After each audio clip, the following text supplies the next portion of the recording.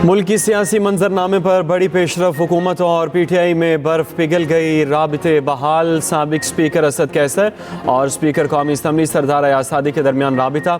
सियासी सूरत हाल और मुज़ाकरात के बाज़ाब्ता आगाज़ से मुतल्लिक़ गुफ्तगू।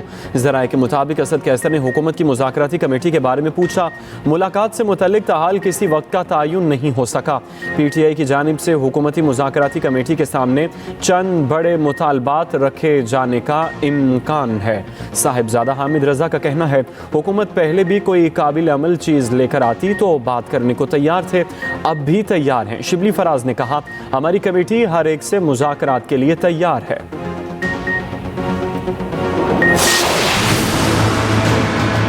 आपने 9 मई को तमाम रेड लाइंस क्रॉस की।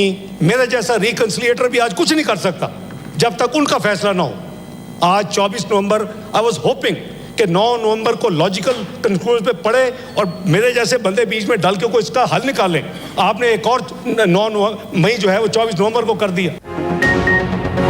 हमें 2018 के मैंडेट पर हुकूमत करने दो, फिर 2024 का मैंडेट PTI वापस ले ले। नायब वज़ीर आज़म इसहाक डार की पेशकश। सेनेट में इज़हार ख्याल करते हुए कहा, 9 मई वाक़यात पर मेरे जैसा बंदा भी मुफाहमत कराना चाहे तो वो अब नहीं मानते।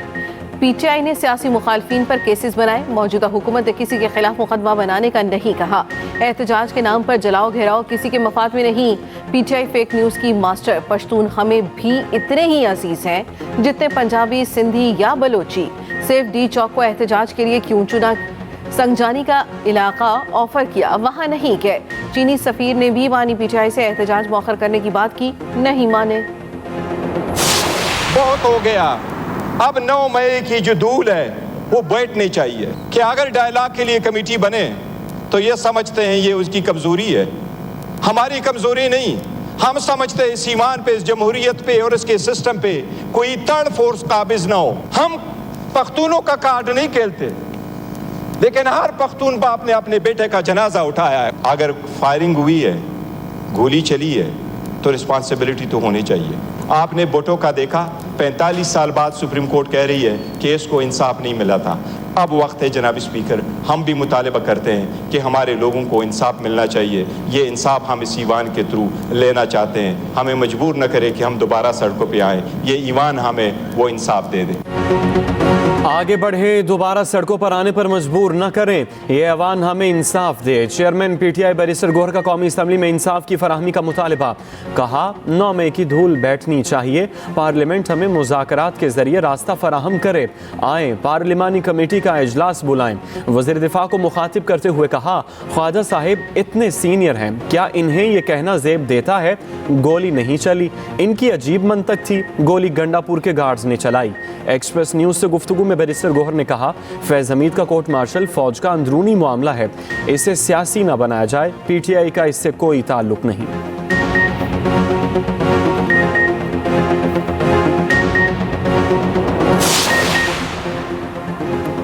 वज़ीर आज़म के इदारा जाती इस्लाहात एजेंडे पर अमल दरामद शुरू। वज़ीर आज़म से गवर्नेंस की बेहतरी के लिए नए तैनात माहिरीन की मुलाकात। शहबाज शरीफ ने कहा, माहिरीन की तैनाती से फैसला साजी में बेहतरी आएगी।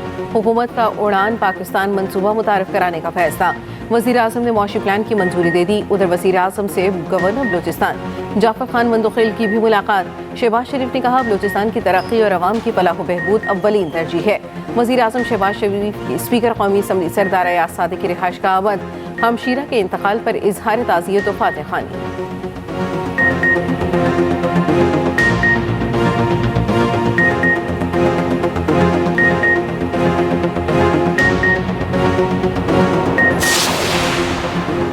इसराइल की मशरिक़ वस्ता में दहशत गर्दी बढ़ने लगी। बशार अल असद के इक़्तिदार के खात्मे के बाद शाम पर चढ़ाई। 48 घंटों के दौरान 500 हमले। शामी फ़ौज के तमाम बरी, बहरी और फ़ज़ाई असासे तबाह करने का दावा। उधर दमिश्क में मामूलात ज़िंदगी बहाल, दुकानें और बाजार खुल गए। बशार अल असद हुकूमत खात्मे पर आवाम का जश्न, आतिशबाजी। ईरानी सुप्रीम लीडर आयतुल्लाह ख़ामनई का कहना है, शाम में बशार अल असद हुकूमत का खात्मा अमेरिका, इसराइल और शाम के पड़ोसी मुल्क का मंसूबा था। सबूत मौजूद हैं। असद हुकूमत को सितंबर से खबरदार कर रहे थे। शामी हुकूमत ने दमिश्क को नज़रअंदाज किया। रूसी नायब वज़ीर ख़ारिजा का कहना है, बशार अल असद को इंतहाई महफूज तरीके से रूस मुंतकिल किया गया। हुकूमत शाम से पाकिस्तानियों के इनखला के लिए मुतहरिक वज़ीर आज़म शहबाज शरीफ की ज़ेर सदारत अहम इजलास। शुरा को शाम से पाकिस्तानियों के इनखला में पेशरफ्त पर ब्रीफिंग। बताया गया शाम से बैरूत पहुँचने वाले पाकिस्तानी कल रात चार्टर परवास से पाकिस्तान पहुँचेंगे। वज़ीर आज़म के एहसन इक़बाल को पाकिस्तानियों का इस्तकबाल करने की हिदायत। उधर बांग्लादेश के सुबुकदोश हाई कमिश्नर रूहुल आलम सिद्दीक़ की वज़ीर आज़म से अलविदाई मुलाकात। सऊदी अरब को वर्ल्ड कप की मेज़बानी मिलने पर वली अहद को मुबारकबाद।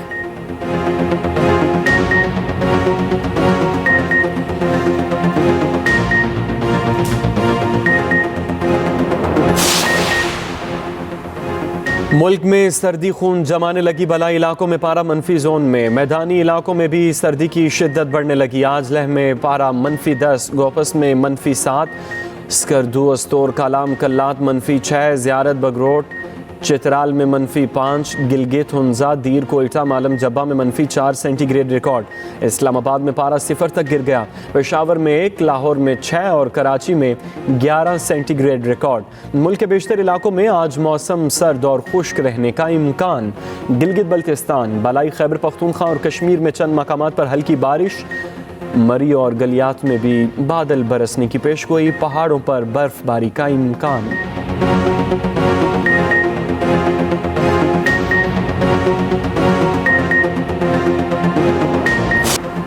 वज़ीर आला पंजाब मरियम नवाज का दौरा चीन में मसरूफ़ तरीन दिन। शंघाई के मिनहांग डिस्ट्रिक्ट इंडस्ट्रियल जोन का दौरा। Hong Chiao import commodity exhibition और ट्रेनिंग सेंटर का मुआयना किया। नुमाइश में पाकिस्तानी स्टॉल पर भी गई। मरियम नवाज का ई कॉमर्स में गहरी दिलचस्पी का इजहार। वज़ीर आला पंजाब की कम्युनिस्ट पार्टी ऑफ चाइना के म्यूजियम का भी दौरा। चीन की तारीख और इनकलाब की बसरी तारीख को सराहा। वज़ीर आला पंजाब की कम्युनिस्ट पार्टी ऑफ चाइना की शंघाई कमेटी के डेप्टी सेक्रेटरी से भी मुलाकात। इकनॉमिक और टेक्नोलॉजी के शोबों में ताउन बढ़ाने पर तबादला ख्याल। मरियम नवाज की शंघाई की कंपनियों को पंजाब में सरमायाकारी की दावत। वज़ीर आला पंजाब का जिंको सोलर कंपनी का भी दौरा। पंजाब में मैन्युफैक्चरिंग प्लांट लगाने की पेशकश। मरियम नवाज ने कहा पंजाब में शमसी तवानाई की पैदावार के बेहतरीन मौके मौजूद हैं।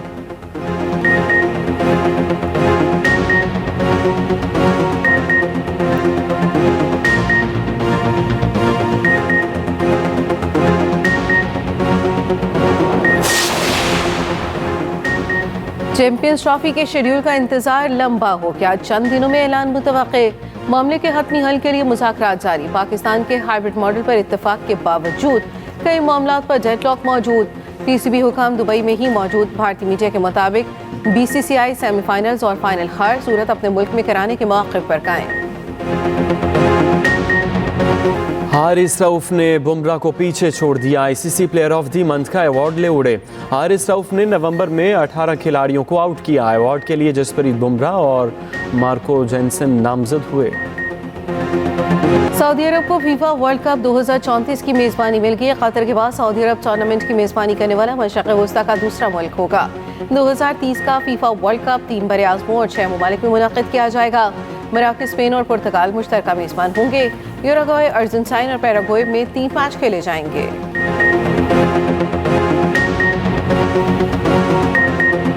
सर मेरे भाई को मुश्किल लाना लग रही, अच्छा इंसान है। सर मेरे भाई को मुश्किल लाना लग रही, अच्छा इंसान है। चेयरमैन पीटीआई बैरिस्टर गोहर और सेनेटर फैसल वावडा की पार्लियामेंट की राहदारी में मुलाकात। फैसल वावडा ने कहा मेरे भाई को मुश्किल में ना डाला करें, ये अच्छे इंसान हैं।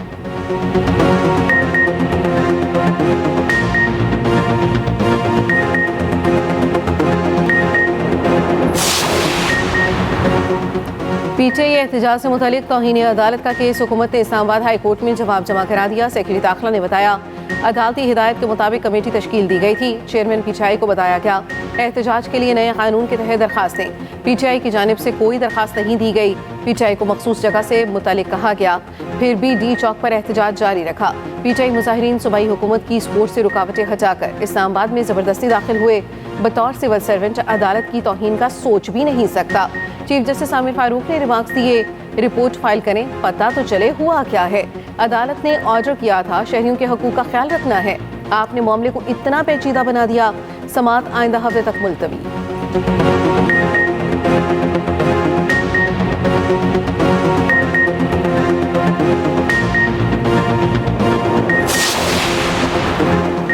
अली अमीन गंडापुर के गार्ड्स ने खुद अपने बंदे मारे, इसका मलबा पुलिस और रेंजर्स पर डाला जा रहा है। वज़ीर दिफा ख्वाजा आसिफ अपनी बात पर कायम, पार्लियामेंट हाउस के बाहर मीडिया से गुफ्तगू करते हुए कहा, बानी के मिलिट्री ट्रायल से मुतालिक फैसला कानून करेगा। ट्वीट में लिखा, मुज़ाकरात अच्छी बात, बानी पीटीआई की गारंटी कौन देगा, वो तो दिन में कई रंग बदलता है। चंद दिन पहले तक मुज़ाकरात एस्टेब्लिशमेंट से हलाल, हुकूमत से हराम थे, इनकलाबात हैं ज़माने के।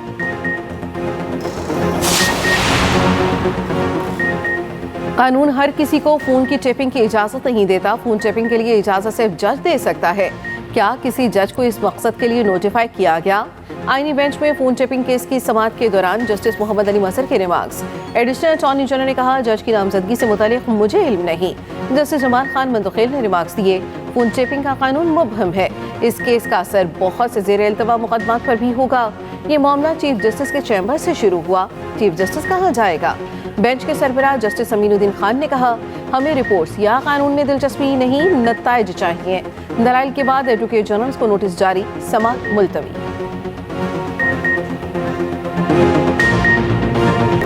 इंटरनेट पर 2024 में पाकिस्तानी क्या क्या ढूंढते रहे, गूगल ने सारा कच्चा चट्टा खोल दिया। क्रिकेट टॉप ट्रेंड रहा, शख्सियात और खानों की भी खोज लगाई गई। तफसीलात देखिए इसी बुलेटिन में।